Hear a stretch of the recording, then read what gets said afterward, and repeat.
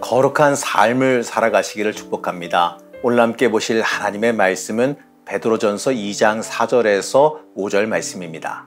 사람에게는 버림바가 되었으나 하나님께는 택하심을 입은 보배로운 산돌이신 예수께 나아가 너희도 산돌같이 신령한 집으로 세워지고 예수 그리스도로 말미암아 하나님이 기쁘게 받으실 신령한 제사를 드릴 거룩한 제사장이 될지니라. 오늘도 엔게디 말씀 묵상과 함께 하시는 성도님들을 축복합니다. 우리 한번 함께 생각해 봤으면 좋겠습니다. 이 그리스도인으로 산다는 게 뭘까요? 여러분들은요, 이 그리스도인으로 산다라고 하는 것이 뭐라고 생각하십니까? 이 그리스도인으로 산다라고 하는 것은요, 단순하게 말하면 예수 따라가는 삶입니다. 예수님께서 하라는 대로 가라는 대로 가는 삶이 바로 그리스도인의 삶이란 겁니다. 이렇게 단순하게만 말하면 어렵지 않고 단순해 보이겠지요. 어떻게 보면 참 쉬워 보입니다. 하지만 어떨까요? 정말 이렇게 단순하고 쉬울까요? 아마도 선뜻 쉽다고 대답하기는 어려우실 겁니다. 우리의 인생이요, 이 생각보다 계산해야 될 일이 많기 때문에 그래요. 어찌 보게 되면 우리는 나도 모르는 사이에 이 세상 유익에 많은 영향을 받고 살아갑니다. 정말 단순하게 예수님만 바라보는 삶을 산다면 앞뒤 볼 것 없이 내가 세상적인 손해를 보든지 말든지 간에 복음 따라 앞만 보면 전진하면 될 거예요. 하지만요, 이 대부분의 성도님들은 그렇게 하시기에는 고려할 것들이 참 많이 있는 것 같아요. 그래서 예수 따라 살아가는 삶이 쉽지만 쉽지 않은 삶이 되는 겁니다. 베드로는요, 당시 성도들에게 예수 따라가는 삶이 무엇인지를 잘 알려줍니다. 무조건적인 전진이 아니라 세상 속에서 살아가야 하니 그 삶의 자리에서 어떠한 삶을 살아가야 될지를 구체적으로 알려줍니다. 먼저 1절 말씀입니다. 그러므로 모든 악독과 모든 기만과 외식과 시기와 모든 비방하는 말을 버리고, 맞습니다. 먼저 우리의 마음과 말이 변해야 됨을 말합니다. 우리가 제어해야 될 것은 뭡니까? 마음이지요. 우리의 마음부터 이 악한 마음을 품게 되면요, 그 모든 것이 행함에서 드러나게 되어 있어요. 안 그런 척을 한다 할지라도요, 그 행위는 기만과 위선이 되어버리고 맙니다. 마음을 통제하지 못하면 이 사람과의 관계에서 시기하게 되고 그 시기로 인해서 상대방을 비방하는 악행까지도 저지르게 돼요. 그래서 우리는요, 우리의 마음을 지킬 수 있어야 됩니다. 세상의 악한 것들은요, 우리의 마음을 노려요. 우리의 마음이 악독해지도록 그리스도와 멀어지게 만들려고 합니다. 그래서 베드로는 2절에서 이렇게 말하지요. 갓난아기들 같이 순전하고 신령한 젖을 사모하라. 이는 그로 말미암아 너희로 구원에 이르도록 자라게 하려 함이라. 베드로는 순전하고 신령한 젖을 사모하라 말합니다. 여기서 말하는 젖은요, 복음, 이 말씀으로 대체할 수가 있을 거예요. 이 아이들이 젖을 먹으며 영양분을 공급받듯이 이 복음을 통해 영적인 영양분을 공급받는 걸 뜻해요.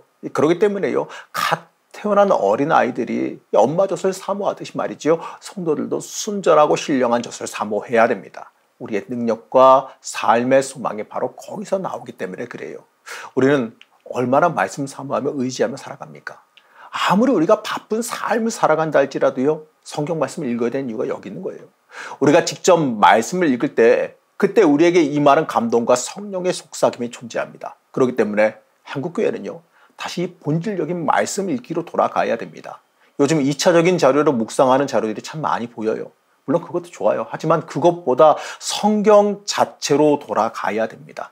그럴 때 영적인 감동이 우리의 심령을 움직이게 되어 있습니다. 말씀 그 자체가 인생의 본질이 돼야지 다른 것이 그 자리를 차지해서는 안 돼요. 복음으로 돌아갈 때 한국교회도 다시 소망이 있다는 사실을 잊지 말아야 됩니다. 여러 가지 프로그램 돌리는 거 좋아요. 사람들이 교회에서 친해지고 적응하게 하는 것도 좋습니다. 하지만 이 본질인 말씀이 빠지게 되면 교회가 아니라 사교 모임이 되어버릴 수가 있습니다.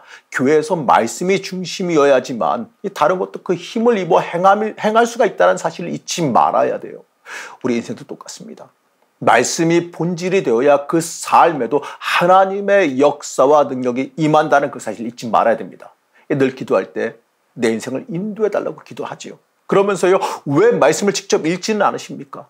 말씀을 통해서 영적인 감동을 통해서 내 길을 지도해 주시고 싶어 하시는데 말씀 그 자체를 읽지 않으니 인도함을 받을 수 없는 일입니다. 말씀 앞으로 나아갈 때 우리는 주님의 인자하심과 선하심을 만나게 될 겁니다. 4절 말씀입니다. 세 번역으로 보시겠습니다.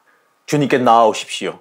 그는 사람에게는 버림을 받으셨으나 하나님께는 택함을 받은 살아있는 귀한 돌입니다. 사람들에게는 버림받았지만 오히려 하나님께서 택하셔서 더 높이 들어 올려 세우셨습니다. 고난 중에 있을지라도요, 복을 따라 살아가면 하나님께서 건져주심을 우리는 믿어야 됩니다. 우리는 그 소망으로 굳건히 주님 앞으로 나와야 됩니다. 베드로는요, 너희도 산돌같이 신령한 집으로 세워지고라고 말합니다. 5절 말씀입니다. 살아있는 돌과 같은 존재로서 여러분도 집 짓는 데 사용되어 신령한 집이 됩니다. 그래서 여러분은 예수 그리스도로 말미암아 하나님께서 기쁘게 받으실 신령한 제사를 드리는 거룩한 제사장이 되십니다. 한번 생각해 보십시오. 하나님의 집을 만들 때 우리가 거기에 재료로 쓰임 받는다면 여러분이 얼마나 감사한 일일까요? 우리는 이 말씀처럼요, 하나님께서 기쁘게 받으실 만한 거룩한 제사장이 돼야 됩니다. 우리는 택하신 족속이고 왕같은 제사장이에요. 그리고 하나님의 소유가 된 백성들입니다. 그렇기 때문에 우리는 하나님께 쓰임 받기를 지금도 소망해야 됩니다. 사랑하는 성도 여러분, 우리가 이 그리스도인으로 산다라고 하는 것에 대해서 여러 가지로 말할 수 있을 거예요. 하지만요, 가장 중요한 것은 우리가 이 하나님께 쓰임 받는 삶을 살아야 한다는 겁니다. 한번 생각해 보시기 바랍니다. 내가 하나님의 역사의 한 부분으로 쓰임 받는다라는 것을 한번 생각해 보시기 바랍니다. 여러분이 얼마나 감사한 일이고 영광된 일일까요? 이 땅에서 잘 먹고 잘 사는 것보다 더 중요한 것은요, 하나님께 쓰임 받으며 사는 겁니다. 그리스도인으로서 이 세상 소망에 집중하지 마시고 하나님께 쓰임 받는 삶을 소망하시길 바랍니다. 하나님께 붙잡힌 사람 되기를 여러분 시간 간절히 축복합니다.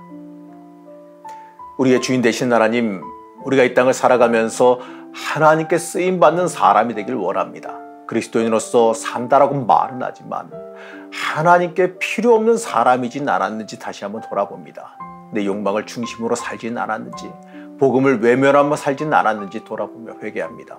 우리를 용서하여 주시고 하나님의 나라에 쓰임받게 허락하여 주시옵소서. 오늘 하루도 주께 쓰임받기를 소망하며 예수님의 이름으로 기도드렸습니다. 아멘.